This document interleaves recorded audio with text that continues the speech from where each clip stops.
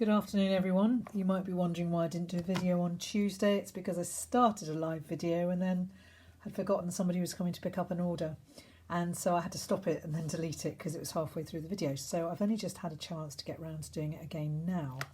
So I'm going to show you a two-tone stamping technique which was shown on a YouTube video by Elisa Tilsner, another Stampin' Up demonstrator.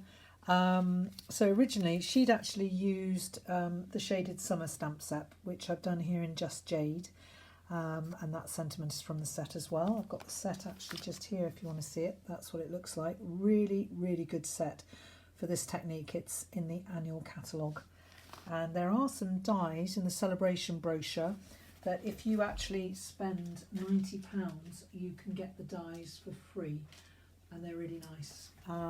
They're in the celebration brochure. So this time I'm going to use the Art Gallery stamp set from the annual catalogue, which is a fab stamp set. Absolutely love it.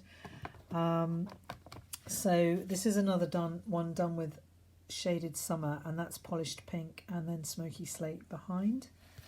And this is one done with the Art Gallery stamp set, Magenta Madness. I actually did the background, and this was the Tuesday video that I cut it off a bit short, so I stamped it again on basic white and cut it out with the dies and put one of the tailored tags on with the greeting from the set there.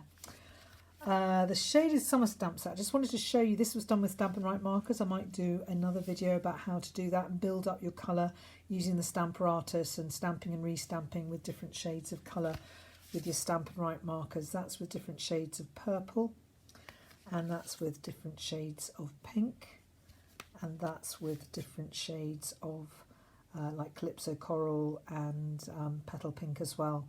And that's designer series paper strips in the background from the Peach designer series paper. So I'm going to put those cards aside and we're going to get started. So I've got my Stamparatus set up. Because it's photopolymer, I've got my deluxe stamping mat in, and I have added the silicone mat because this stamp is quite close to the hinge. If you can just see that, just move it over a little bit, you can see it's quite close to the hinge. So sometimes it's a good idea to have the silicone sheet there if it's close to the hinge to get it to stamp better. So you have the cardstock right into the corner, and I've turned the Stamparatus so the hinge is on the left hand side and at the top. So I'm going to ink the stamp up with the Whisper White craft ink, and some is going on the hinge as you can see there, and hopefully I'll get this right the first time. I won't have to restamp it, but the wonderful thing about the Stamparatus is that you can restamp it if you have to. So if I just pull that off, and in fact I am going to restamp it because it's looking a bit fainter than I want it to be. I want it to be a bit more bold. So I'm just going to press again, and hopefully that will come out. That's a bit more bold, so I'm happy with that. So now I'm going to wipe off all of the ink because I don't want to get it on my, I don't want to get the white craft ink on my coloured ink pad. So I'm now going to just dry it with this cloth as well, a microfiber cloth. And now I'm taking Melon Mambo and applying it to the stamp.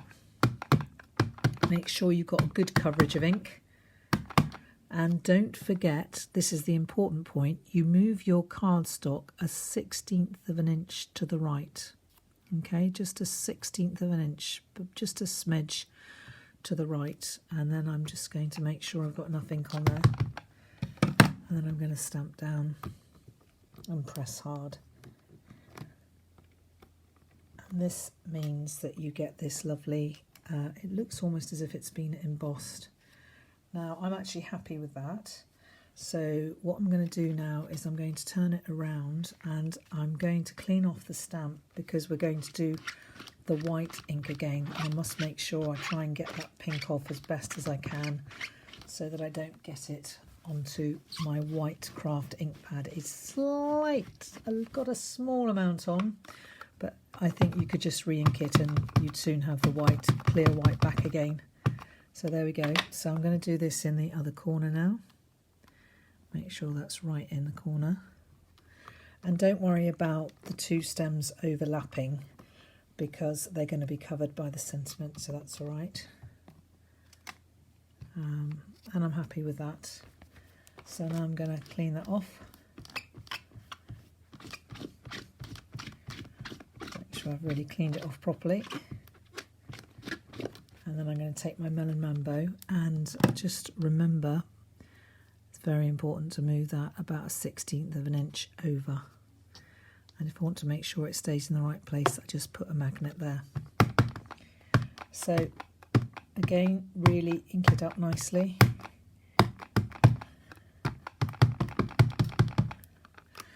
And then just put it over and stamp it down.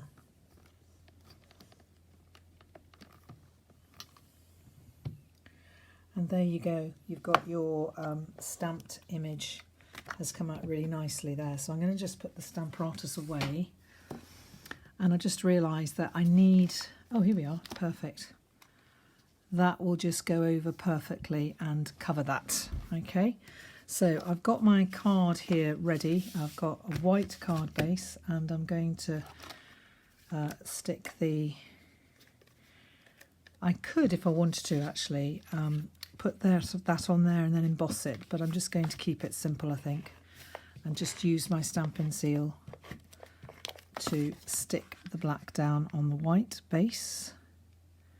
Make sure it's even, and then I'm going to take my Melon Mambo, which is a card that can easily, a colour that can easily be forgotten with polished pink and magenta madness. It's very easy to forget about Melon Mambo, which is actually a really lovely pink. So it was really nice to get it out again. So this thank you, I'm actually going to put on dimensionals, which are just here. And I'm near the end of my dimensionals, so I can just use the bits at the side. I'm actually going to put 3 pieces on, like that, and take the backs off. Whoops. And if I'm very good, I just put them in my bin straight away so they don't get scattered all over my desk. And I think it's quite nice. You could put it straight, but I think it's actually quite nice at an angle like that. And then I have got a little piece, I've got some white twine here. You could put black through if you wanted to, but I think it's nice having some white. I'm just going to cut it off there. Right over left, take the right hand one and take the left behind and in front, and then you can just pull it through like that. And once you've actually tied your bow, you can then play with it as to how you want it to lie and how big you want the bow to be. So probably I want this to come down here, that to come down there. And that's, I don't like the way that's twisting, so I'm just going to try and shorten that up a little bit and tighten that as well, and try to untwist that and bring that forward if I can. You do have to play around with bows a little bit just to get them right, and I'm happy with that. So it just needs a little bit of something extra, I think. So I could, if I wanted to, put some Wink of Stella on it.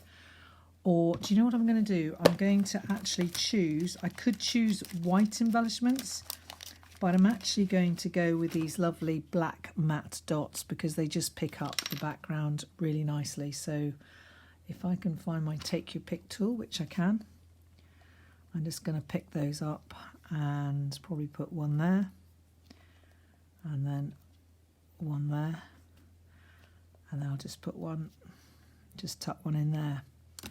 And I think perhaps a little bit of Wink of Stella, although I don't want to pick up too much of the whiting, but I just think it needs a little bit of sparkle just to lift it up a bit and to draw the eye, as it were. So some of the white is just coming up, so I've got to be careful not to pick up too much of the white because I want to make sure that we can see the flowers properly. And there we go, that's a little bit of twinkle there. And that's the finished card. So that was using the Art Gallery stamp set and two-tone stamping, and I really hope that you've enjoyed this video. Have a great weekend. Bye.